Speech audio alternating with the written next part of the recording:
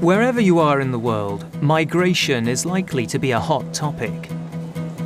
The influx into a country, region, or even city of people from other nations or cultures can cause anxiety, distrust, and resentment in the communities where migrants choose to settle.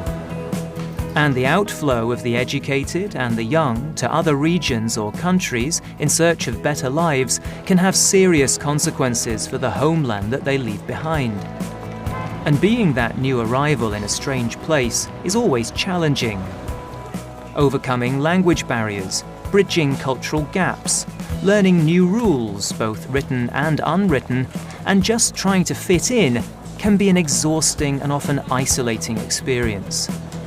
But whatever your views on the current politics of migration, there can be little doubt that the movement of people is far from a new phenomenon. And the world as we know it today would, culturally, be a much poorer place if there had not been constant movement of individuals and groups of people between countries and cultures throughout history.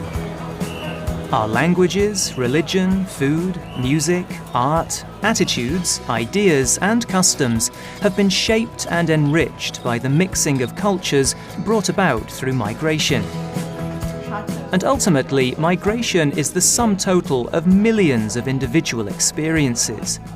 And migrants who have returned home often have unique perspectives on the similarities and differences between our cultures and what we can learn from each other.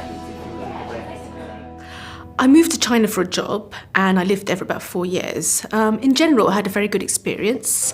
I would say that my two main challenges were learning Mandarin and dealing with people's expectations of me. Most people obviously thought that I was from China. And so they would just make natural assumptions. They would, start speaking to me in Mandarin or and things like that. So loads and loads of times I had to keep saying to people, no, I'm not from China, I'm from Britain. In terms of learning Mandarin, it was very difficult because it's a tonal language. And if you don't get the exact tone, you could be saying something completely different. So sometimes, for example, or often when I was speaking to taxi drivers and I would say my address, they wouldn't understand me because of the tone. So I would have to keep adjusting my tone all the time. And so sometimes it would take at least 4 attempts to get my address right. In the end, though, I decided that the easiest thing to do would be to carry my address around with me, written in Chinese characters, so that I could just show it to the taxi driver. The other thing, of course, about Mandarin was, of course, reading and writing it. I couldn't read or write it, even though my parents, who are from Hong Kong, tried to teach me when I was very young. And that is one of my regrets, or that was one of my regrets when I was living in China. I kind of thought to myself a few times, I wish I'd paid more attention when I was younger, when my parents were trying to teach me. I've lived in Turkey.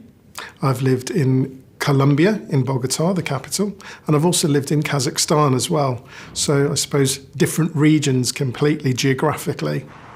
But I don't think that really changed the people that were there. One thing I found was actually inherently all people, they're all the same. I don't want to make that sound very general, but their values are very similar. Their approach to life is very similar. How they work within their family is very, very similar.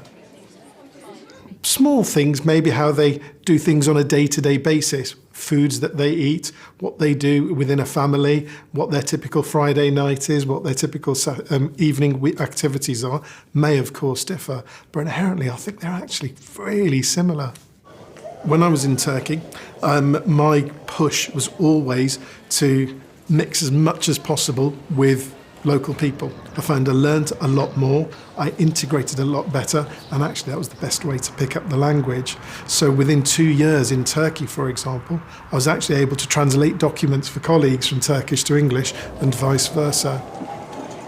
One thing I found in Turkey, it doesn't matter when you're working, when you're free, it's important to sit down at least once a day as a family together and eat the same thing. So not one person has to have their diet, the other person has their diet. It's a collective, something communal, which I really believe brings the families together. And that's something that I insist now when I'm sitting with my family as well. Moving to Brazil, it was again a complete culture shock, but the weather was incredible. People were very friendly and the food was amazing, and I lived by the beach. It was like I'd landed in heaven, and I didn't know how it happened. And because I had Spanish, Portuguese was a little bit easier, it was more accessible, I could kind of get by. And I just loved every minute of being in Brazil. I just loved the food, the lifestyle, the people, and it was an amazing experience. I think in Brazil what you learn to do is you learn to value the things that are good in your life right now. There's a lot of poverty in Brazil. And what I learned is you'd look out the window sometimes and people are playing music in the street and you see people dancing, and they haven't got a lot, but they were just enjoying the moment. So I guess for me, one of the biggest things that I learned is you've just got to enjoy the moment and seize it.